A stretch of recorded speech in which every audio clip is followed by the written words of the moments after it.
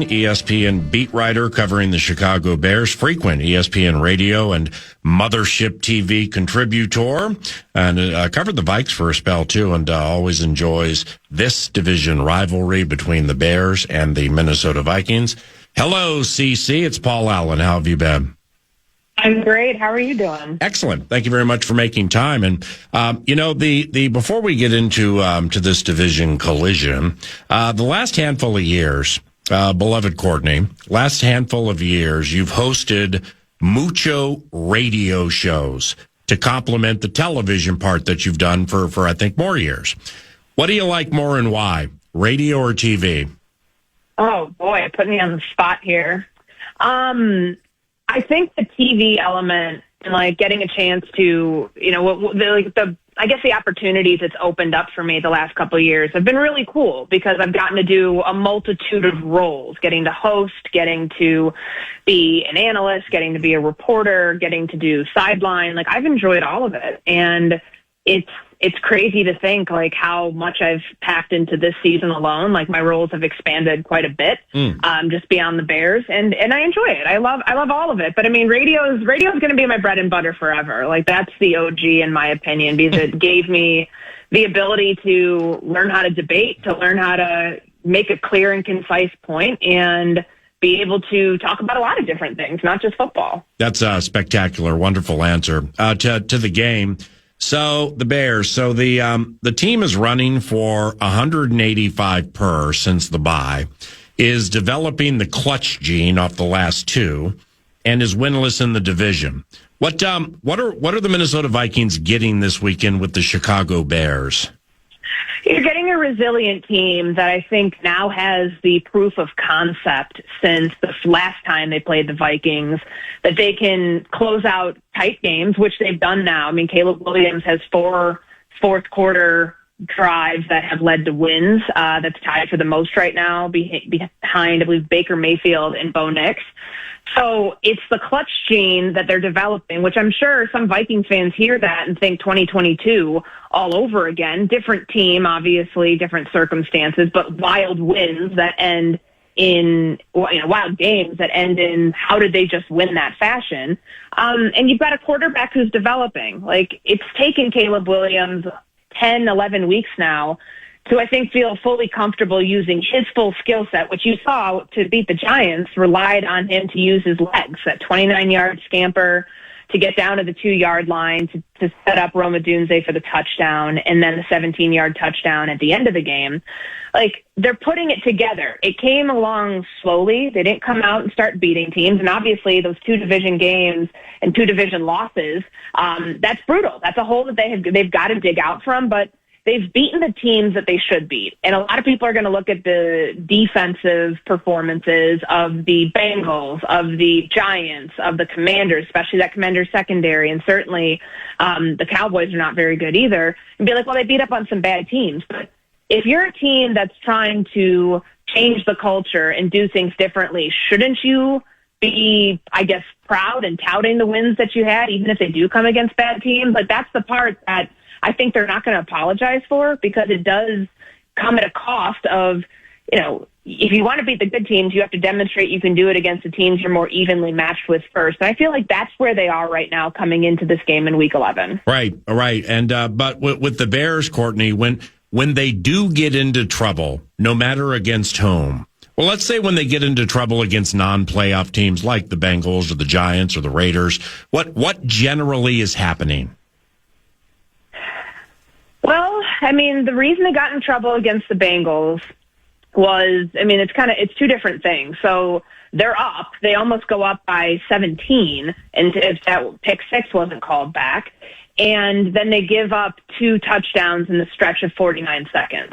So that makes Caleb Williams and the offense have to go into hero mode to carry the defense. And the defense had carried this offense for so many weeks that it was an encouraging sign for Ben Johnson to see that his offense, on a day where they pulled out every trick play I think they had in his playbook, was able to pull off that win and find a rookie tight end who had been underutilized as a whole up until that point and get Colson Loveland involved for the game-winning touchdown.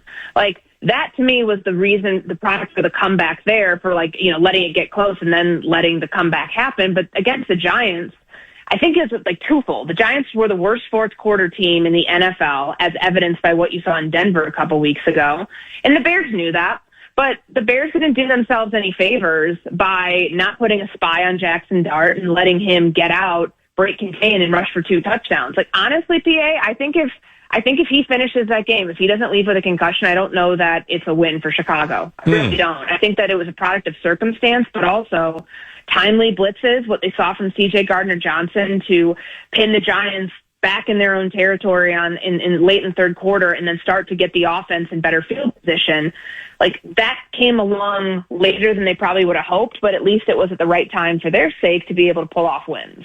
The left tackle. Okay, now I'm assuming the name is pronounced Theo Benedette. Is it Benedette? That's correct. Okay, that's correct. Who is he, and why does he play over Trapillo, the second round rookie from Boston College? So, Theo Benedette is a former undrafted free agent from the University of British Columbia. So he's Canadian. His nickname is the Canadian Eagle. He was somebody who the last staff brought in as a college tryout guy. He sticks, and he's on the practice squad all year. He got inserted into the mix at left tackle right around the time of the Buffalo preseason game because the incumbent starter, Braxton Jones, was not looking good. And Ozzie Trapillo, who they drafted to play, he's a right tackle. Ozzie's a right tackle. They drafted him thinking, maybe we can turn him into a left tackle because that's worked a bunch of times in the NFL when coaches and front office people get overzealous and think that they can be the ones to change a player. They were like, oh, wait, yeah, he's actually a right tackle. And Karan Amagaji, who is a left tackle, just never really cracked the depth chart. He was always kind of third. So Ben Johnson didn't like what he was seeing, decided to throw Theo Benedette into the mix, and he ends up not winning the job then, but when there was a window to make a change, which was the byproduct of an early bye week, it really, that Raiders game, they make the change before halftime. That's why Benedette was in and Jones was benched. And I think with Ozzie Trapillo right now, there's no real spot for him outside of the jumbo package when he's the extra lineman. Now, does that mean that he's a miss? No, but Darnell Wright's playing great football. He's a really good right tackle. I don't know where you're going to play this guy if you're trying to spin this thing forward if he's not a left tackle and you already have a really good right tackle. So it's kind of a pickle, and it makes me think that maybe they overshot their luck on this right now unless they can develop him into a left tackle. But as it currently stands, that is absolutely not what he is, and they've had no qualms in admitting that. CC. Courtney Cronin, ESPN, ESPN.com, at Courtney R. Cronin via Twitter, if you'd like to follow and are so inclined, 9 to noon. Just a few to close here for CC. The Bears, how are they plus 14 in the take give, but they don't sack the quarterback a ton? Good play on the back end, I guess, opportunistic. I mean, this pass rush does leave a lot to be desired. And it has gotten, marginally better. It's not good, though. We're not going to sugarcoat it. Montez Sweat's not – he's playing better, but he's not playing at the level of which you need your star defensive end who makes $24.5 million to play at. That's just the facts. I think that the coverage aspect here with a very banged-up secondary – has had some really good moments this year. Nashawn Wright, who I know the Vikings fans might remember him from a very brief stint in Minnesota. I think he's really come into his own because he was battling for a number 2 spot all training camp, and just so happens now he's a starter because Jalen Johnson's out indefinitely. And I think that they've had some really good moments in games where they were able to kind of stack some of those interceptions up. Kevin Byard had 2, I believe it was against the Saints. He also had one against he's leading the league right now, or leading the team with 4. But, there's been some good moments, I think, with what Dennis Allen has been able to do with the secondary and scheming around some issues. But they backs too. I think that's been pretty helpful for them in the takeaways department, where you've got Spencer Rattler in week 7, who you could throw the book at, and it wasn't that difficult to get him rattled. Other quarterbacks, it's a little bit more difficult to do. But, I think in the situation where Joe Flacco threw that pick at the end of the game and just kind of how that whole thing came to be, obviously it was wiped off as a pick 6 because of a penalty. But the pass rush has to come alive more in Chicago, and that's something that they've been working at for weeks. They didn't make a big swing at the deadline because they really don't have the draft capital that they're willing to part with next year to do so, but the stopgap option that they have after Dayo Dengbo, their starting defensive end, went out, is hoping that Austin Booker, your fifth-round pick from a year ago, can be a solid replacement for him, that you can actually get some pressure up front. But they do blitz a lot. Like, that's the thing that, like, I think you watch for on Sunday. This is a team that has gotten very creative with using the nickel blitz and relying on, their weak side linebacker to, get after the quarterback too. Who needs to give up massive assets for Trey Hendrickson when you get C.J. Gardner-Johnson off the street? I mean, are you kidding me with this? Right. 3 sacks in 2 games. It's all blitzing, right? Yeah, absolutely. And I think he knows his defense. He was drafted into this defense in New Orleans. I mean, he also got himself traded out of this defense. It's a very boomer-bust proposition. We know what C.J. Gardner-Johnson's history is in the NFL. He's been on 4 teams since the end of last season. It's clear that, he's a guy who can be great for you, but maybe not in a not-for-long sort of capacity. Right now it's working, though, for the Bears. And I think that that's something that they're going to ride because he broke the game open for them in the third quarter. It was not looking great. The offense was having a hard time sustaining drives, and then Caleb taps into his legs once he gets back on the field. That doesn't happen, though, if they don't get that turnover, that Gardner-Johnson, the situation where he gets his second sack of the game, they pin them deep. That doesn't happen if he doesn't have that play. All right. Lastly, we're going to get deeply into your heart here. The IU grad and Courtney Cronin. Your Hoosiers have Wisconsin and Purdue left. They're going to go 12-0. In your lifetime, did you ever think this could happen given it's Hoosier football? No, of course not. I'd be lying to you to say that I thought it'd be anything other than a one-year wonder from last year. But when we knew how good they were against Illinois, and that to me was the time where I'm like, nope, this team's for real. Did I think they'd go undefeated? No. But Fernando Mendoza is a better quarterback than Curtis Rourke, and Curtis Rourke was an excellent college quarterback for the Hoosiers. I'm thrilled. I'm sure that Barrero feels the same way. I would love to, get his pulse on all of this too, because we've been sweating out some games. I mean, that Iowa game was tied and they end up winning and it was close. That Oregon game was a nail biter too. And Fernando Mendoza threw a pick 6 and they were able to recover from that on the road. This Penn State game and the throw of the year, catch of the year combo between him and Omar Cooper. Yeah. It's something that I never thought would happen. And it's very cool as an alum to get to live through this season. But Barrero calls the Omar Cooper game-winning catch last game the greatest he's ever seen. He's older than both of us. Is it the greatest catch that you've ever seen? Hard to say it's not. I mean, you love the 1 foot rule in college football for that very reason. And I know people gave Gus Johnson a lot of flack for his touchdown call and losing his voice, but I think that perfectly encapsulated the moment of the absurdity of that play, the probability of it working and happening. He's getting drilled as he's throwing the ball by 2 defenders. They're in the red zone. They get the ball back. He's got under like a minute to go, and he goes 87 yards down the field and then ends with that. Yeah. On a day where his number 1 receiver is out due to injury. We find that out like 30 minutes before kickoff. That's just stuff of like legend. And I know that we have a couple more games to play. I get it. The Heisman Trophy is going to Bloomington this year. You cannot tell me otherwise. The best. Look forward to seeing you this weekend, especially Sunday. Thanks, Courtney. Thanks, CA. See you Sunday. Yep, see you. Courtney Cronin, ESPN, ESPN.com, IU grad, at Courtney R. Cronin via X.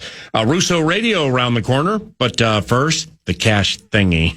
The Fan, along with 2 men in a junk truck, want to give you a shot at some bonus bucks with the National Cash Contest. Go to KFAN.com, enter the keyword credit. You might win some money with the keyword credit at KFAN.com.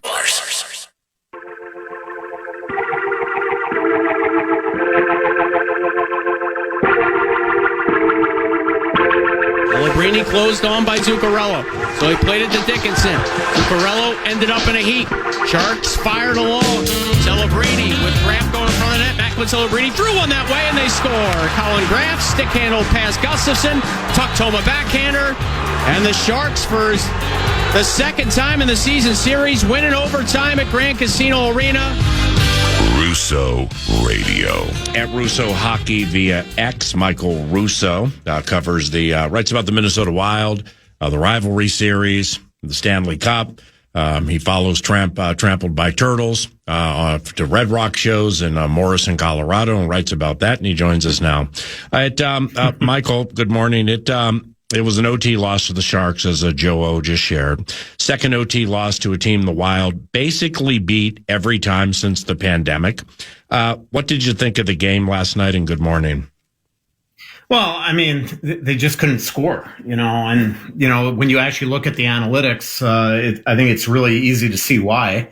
There are guys that aren't necessarily pure goal scorers were the ones that were driving the bus yesterday. They're third and fourth lines. And those guys, they leave a lot of pucks on the ice. We've seen it all season long. And last night, the Rossi line just got cratered.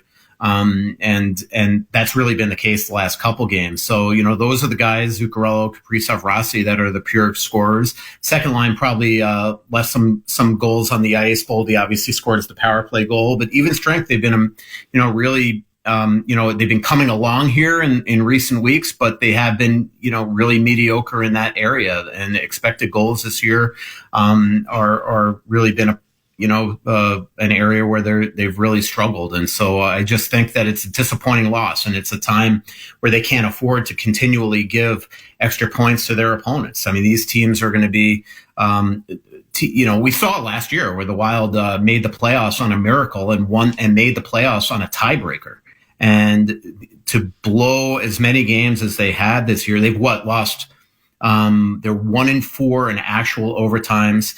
In 5 of their 6 games that have gone past regulation, they've blown leads in, and 4 of those 6 are against Western Conference opponents. And it's for a team that has, a lot of really good players that should be much better in overtime. It's concerning to me that the last couple of years they haven't been a great overtime team. In regulation, for the lone goal, the power play piece, the Zuccarello patience play, then pass to Boldy for that power play goal. I mean, that was just fantastic, wasn't it?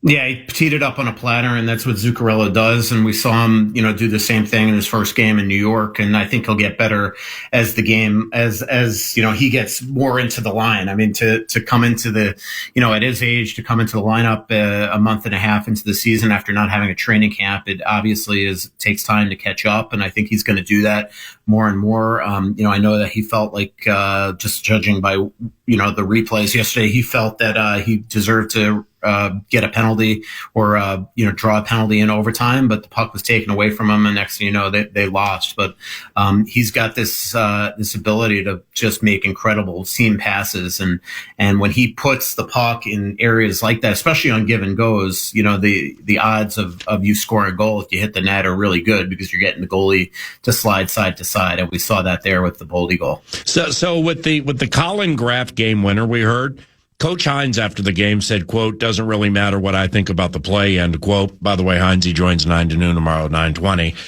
And to my untrained eye, it looked like Zuki was slow to get back and didn't fluster Graff enough. Is that a fair assessment?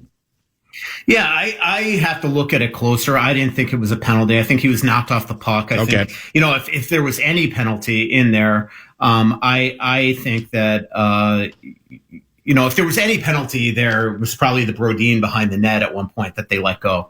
And that one I think was frustrating. Maybe that's also what the Wild were upset about at the end of the game. But I think that, I think John realizes that you're not getting a call there. And you're right. I mean, Zuki was slow to get back. I think that Brodin got caught in between. If he challenges Celebrini there, Celebrini's going to win that race to the puck, and he's just going to chip it into open space, kind of like Eriksson Ek did for the Kaprizov empty net goal the game before against Calgary. He's going to chip it into open space, and Graff is going to get a breakaway there, and whether he converts. But that's a tough play for Brodin, and what you need is somebody coming hard back, and obviously he didn't catch up there. And Celebrini, I mean, that's what he does so special, right? I mean, he didn't have a shot in the game, and yet he sets up 2 goals with perfect plays. And we saw the game before that a couple of weeks ago.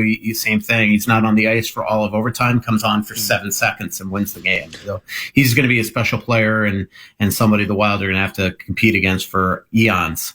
Macklin Celebrini doesn't turn 20 until June. So, like, crazy. how close is he to being considered top 10 stock in the league? Well, I think he's there now. I think he's going to be on the Olympic team for Canada. He's leading the league in points. He's just a special player.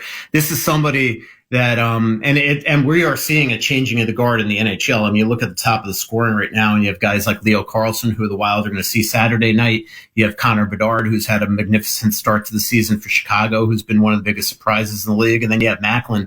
But Macklin, I sat down with a player, a captain in Milan there for the NHL media tour. And this is a captain in the league, and he told me that he's a crossbreed between Patrice Bergeron and Sidney Crosby, and you see it all the time with him. He's got this innate ability to win draws, but he just competes like few other kids in the league. I remember being so impressed with him last year. There was a play in San Jose where he goes into the corner with Marcus Foligno and comes out with the puck. And not a lot of 18-year-olds would have the bravery and the courage to go into a corner with a guy like Foligno and then come out with the puck. You could see the respect that everybody in this league has for him. And again, I did that that NHL player poll, both in the Milan media tour that I covered and the Vegas one. It was an anonymous one, and he absolutely lapped the competition as the next face in the National Hockey League. And so he's just a special player in San Jose. They certainly got the benefit of getting him and being one of the worst teams in the league a couple of years ago to be able to draft him. Russo Radio. So with the Wild, they've lost 6 of the last 8 bus starts. Gus Bus. What do you think of that? Yeah, I mean, last night I don't blame him for really anything, but you're right. I mean, he has not been nearly as good. The team hasn't been great in front of him, but he's got to stop pucks. And there have been, there was a stretch of games there of 8 or 9 games where the Wild had the second best goalie on the ice for all but one of them, and so he's got to be better. Wallstedt, he's coming off a couple really good starts in a row, including a shutout against Calgary. Obviously, was really good on Long Island. And the Wild have gotten points at least in all 5 of his starts. That doesn't mean that he's been great really up until the first 3 games. He wasn't very good. The last game against San Jose, he was definitely the second best goalie on the ice and gave up 6 that game. But we're coming to that point now where the Wild are going to definitely need Gustafsson to play better, because they're going to, otherwise it's going to start to give them pause and they're going to start playing Wallstedt more. I don't necessarily think that's a bad thing, but they need better goaltending. There's without a doubt from Gustafsson. Hey, Michael, let me get outside of the Covenant for a second. Looking at X and at Russo Hockey, in your bio it states ex-Isles diehard. Isles being the Islanders. What was that when you were that diehard? Was that during the Trottier Potvin Bossy days with Billy Smith between the pipes? Yep, it was. And, I was really young at that time. I was 6, 7, 8, and 9 when they won their cups. But it obviously had a huge impression on my life. I was a massive Islanders fan. I used to go to this day camp actually, and sort of preschool that bordered in Woodbury, New York, that bordered essentially this community where all the Islanders lived. And my friends and I used to actually sneak out of our camp and just watch them come home from training camp and things like that. And so it's, that definitely was the impression that probably got me to be a hockey writer. The other thing I remember is when I used to, back then, I remember having a Pathmark shopping cart, and I used to deliver Newsdays at age 12 years old. I'd come from school and they'd be on my driveway, and I'd read all the Islanders coverage. And, you look back now and you wonder if that's kind of what really also ingrained itself into me. So, but I say ex diehard too, because, I was a sports writer starting at age 14, 15. Oh. I really grew up not being a fan of anything. You lose your fandom when you're a sports writer. So I am truly not a fan of any team in any sport. Yeah, I haven't been. And sometimes I think that really works out in my favor, because I look at sometimes the fanaticism that I see on Twitter with people just being so upset at their teams. And I'm like, I've never experienced that. So now, to me, it's actually a benefit. I could watch the World Series and be super happy no matter if the Blue Jays win or the Dodgers win. But other people are just losing their minds. And so, I've just never, I just lost all of that. I grew up a diehard Expos fan, and really, obviously they moved to Washington, but, I became a sports writer and it just kind of lost that fandom. So it is bizarre that I'm not a fan of any team. Does Radio Joe ever become insufferable with his Eagles? No, I wouldn't say insufferable. He actually keeps it really tame, at least around me. He's a pro. But we know, I know. So last year, now the one thing I will say is I say nice things about the Giants and Mets at times because my brother is a diehard Giants and Mets fan. And at one point last season or 2 seasons, Joe O'Donnell came up to me with this like angry looking face. And he looks at me and goes, "Are you a Giants fan?" And that was the first time where I saw like he like legit was like offended that I was like tweeting nice things about one of the Eagles' biggest rivals. It seemed like reading the stories at The Athletic and theathletic.com. It seemed like you really enjoyed Cleveland and Buffalo and the rivalry series. Yeah. I absolutely did. I went in there with trepidation. Like I really, like, I'll be honest. I get tunnel vision. I just cover the National Hockey League. And even it's sad, with the frost year, I just don't pay as much attention other than saying hi to the players because their locker room is literally right next to the ice at Tria Rink. And so that's really what I know. So I went in really nervous. And this was why it was such a good idea for me to cover both these games and the 2 games in Edmonton next month, because I don't want to just go to the Olympics and basically write just game stories that with no substance. I want to know everything about the players and the athletes that I'm covering. And so it was really great to get to know them. I felt like a scout in a lot of ways. And, some of these girls are just unbelievable hockey players. You look at Abby Murphy and Taylor Heisey and Layla Edwards and this Caroline Harvey that plays at Wisconsin is just like, she's as good a skater as I've ever seen in my life. Hillary Knight, obviously we all know. So I had a blast. I felt like I learned a lot. It was fun writing the stories with Hallie Salvinen, who I essentially shadowed, our women's hockey writer at The Athletic. And so I'm really looking forward to actually next month. And so I had a blast. Plus, it was really my first time spending any time in Cleveland. And I had an incredible meal at this restaurant called the Marble Room. I went to the Rock and Roll Hall of Fame. And also their coach, John Wroblewski, I've gotten to know really well over the years just because he's coached. He has his fingerprints both on the men and women's Olympic teams because he coached so many of the guys in the Ann Arbor program for a while. He actually got a start working for John Hines' staff for the national team program and coached the Hughes brothers and Matt Boldy and the Kachuk brothers and players like that. So, I'm really looking forward to actually in Edmonton next month and sitting down with him and doing a Q&A with him, but also doing a big feature on him because he's a fascinating coach. What'd you think of Taylor Heisey's game? What impresses you with the overall game? I mean, she's just unreal. First of all, she's got wheels. She's got incredible vision. She could create empty net goals essentially with her seam passes, but she also has a shot that you have to respect. And we saw that play that she made for Skamura in her hometown of Buffalo, just a selfless act by Taylor. She fakes the shot and drops it to the Western New York native for a goal in front of all her family and friends and girls that she coaches and all that stuff. So she's also a selfless player. So we know that. I mean, we've seen her obviously at the U, and we know that with the Frost that she's an absolute superstar. But seeing her on the international stage in person, I think she is going to have an unbelievable Olympics. And the other girl that I was incredibly impressed with is Abby Murphy. Like, you look at her and you think of her as almost like a Brad Marchand, Matthew Tkachuk type because she does a lot of antics on the ice to really, get under the skin of opponents. But my God, do you have to respect her speed, her shot. She's got an elite shot. She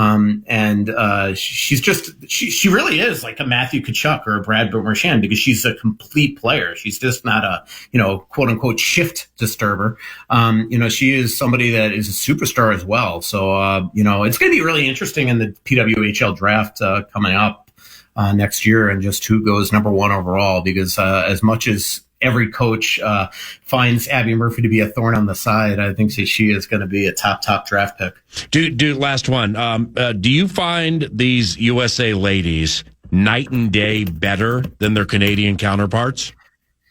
It's hard to say that. Certainly there they were. I left there and I remember saying to people, like, how does this team not win gold at the Olympics? But the one thing I'm trying to remember, too, is we're talking, apparently historically at these rivalry series, the Canadians get off to really tough starts. They did leave 2 or 3 of their top players at home, so they weren't part of this rivalry series, and they should be in Edmonton. But I look at the talent that they have. I mean, you look at the 2 power plays that the United States have. I mean, their number 2 unit technically has Heisey on it and Murphy on it. And then they go with this all veteran number 1 unit. And so, like, talk about a luxury of riches on the power play. So I personally, like, after watching those 2 games and seeing, obviously the second game, even though it was a 6-1 outcome, that was a 1-goal game going into the third period. But the way that I thought the United States dominated Canada in both games, I definitely think that they're the favorite going into Milan. But I'm also well understanding that they left some girls at home. But they did have Poulin on the ice, and Poulin is allegedly the best, women's hockey player out there right now. But I think, people like Abby Murphy and Taylor Heisey have something to say about that as well. Appreciate you, my brother. Talk soon. Yep. See ya. Take care. See you, bud. Russo Radio.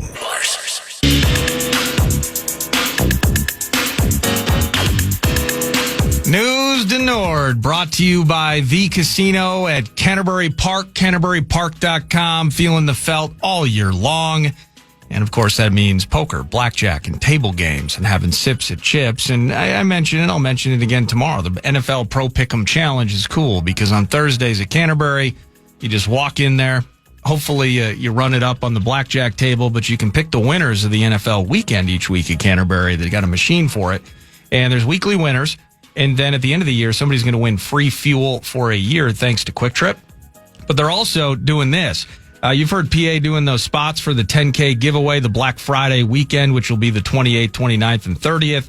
10K giveaway. It's super cool at Canterbury.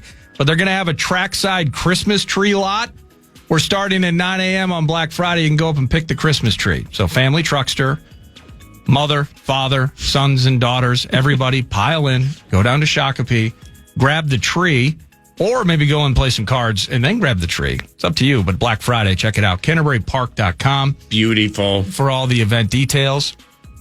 The Minnesota Timberwolves, PA, are off they're on the chill until Friday, I believe. They're hosting Sacramento. Yeah.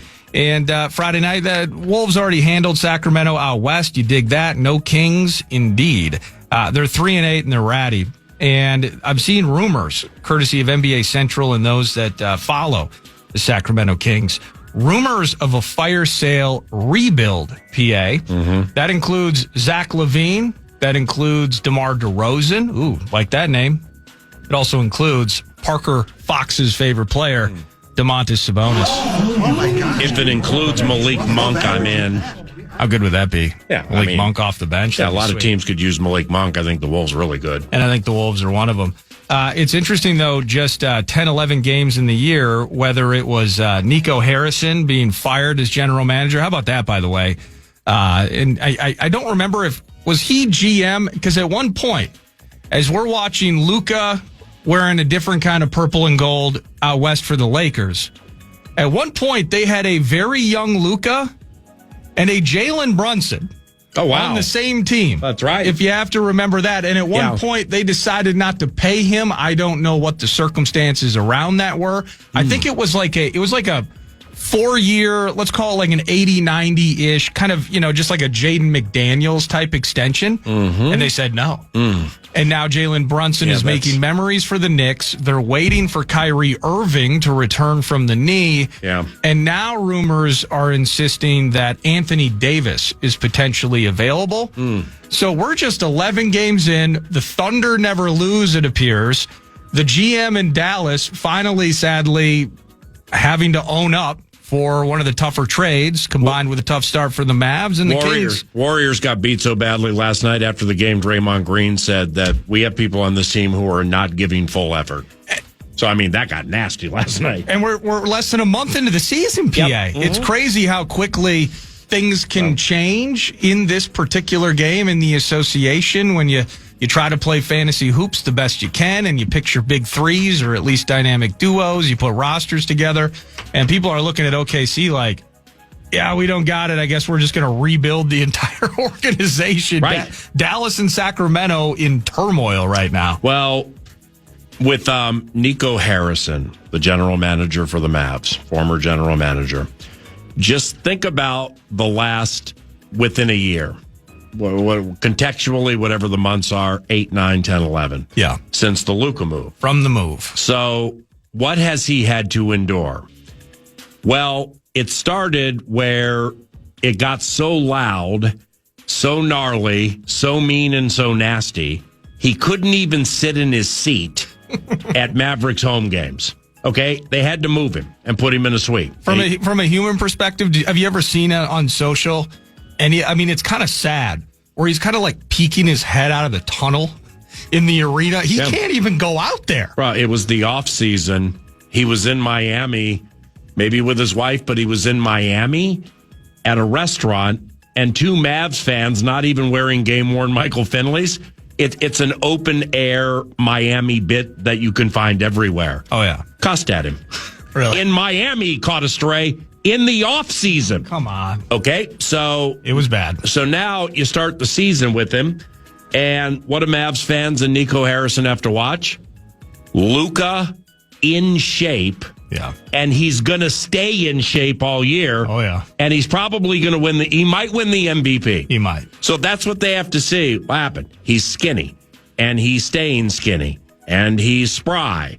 And I'm getting cussed at outside of the Clevelander, and I can't even sit in my seat at home games, and I got to move. What happened? So the Clevelander, hey, Charge. So that to whom much is given, much is expected, Yeah. and he swung, and apparently he missed. Okay, I can't completely say he missed until I see what Cooper Flagg does. I get Kyrie Irving out there. But that's the roller coaster is They can't have their general manager at home games getting cussed at. no, they can't. It's that's not acceptable. It just wouldn't work.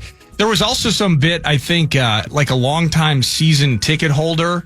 They have like third row seats behind the owner. I think it's DeMont or something. Mm-hmm. I guess the kid like flipped him off. So then his dad got in touch, and he's like, you're never going to another Mavs game until you apologize to the owner. So there's actually... Yeah, I can't hear any more of this. There's actually a video on social of the kid... Yeah, I can't hear any more of this. ...wearing a Luka jersey, sitting down courtside like pre-game, talking to the owner. It's insane. But they got the first pick. That was, and you remember the fixes in moment, kind of like somebody's throwing some money to Deloitte and Touche here because there's no chance the Mavs after trading Luka would get the first pick. They get it, they get Flagg, and the thing is still as tough to go as it is. I mean, wow, what a melodrama on Big D. Yeah, this in no way is to and make Sabonis might be available out west. Myself or Nordo sound perfect. In our worlds, only one in the history of the world is perfect, and it's not us. Yes. So we're looking, and I'm looking at it like this. Why I said I can't hear this is when it comes to large-scale humanity, there's this text machine over there called the 64686. Right. Some of it you look at, and you're like, this isn't a bit. Wow. There actually are minds and hearts that get to this conclusion. Yes. And then you attempt to go to church, you attempt to go to Burnsville, you attempt to go to Egan or whatever, and you hit that zipper merge, which is gone. The zipper merge is gone. Thank you, Father. You hit that zipper merge on 13, 35 south, then 35 north, leaks into it. And that's a humanity check right there. It is. Just with, just what people feel is theirs and why. So closing your eyes while you drive a zipper merge is not preferred, but nevertheless, I can't say it hasn't happened. And then you just hear everything you just heard about Mavericks fans. Just not being able to restrain themselves enough. Honestly, there is nothing you can do to my favorite pro sports team, my favorite distraction, whatever it is, that's going to cause me or Nordo to walk downstairs 7 rows from the court and tell the general manager to F off. There's nothing that can happen that's going to trigger that. It happens a lot. It does. Why? Because in 2025, dogs set their dogs up. with the camera rolling in a place nobody sees it. That's right. So it's staged, and they know it's going to get to social media, and they know it's going to do the viral bit. They want some likes, and that's their lives. That's so it's just a little bit of a humanity check there. Thank you. I mean, yeah. I mean, I get you say never.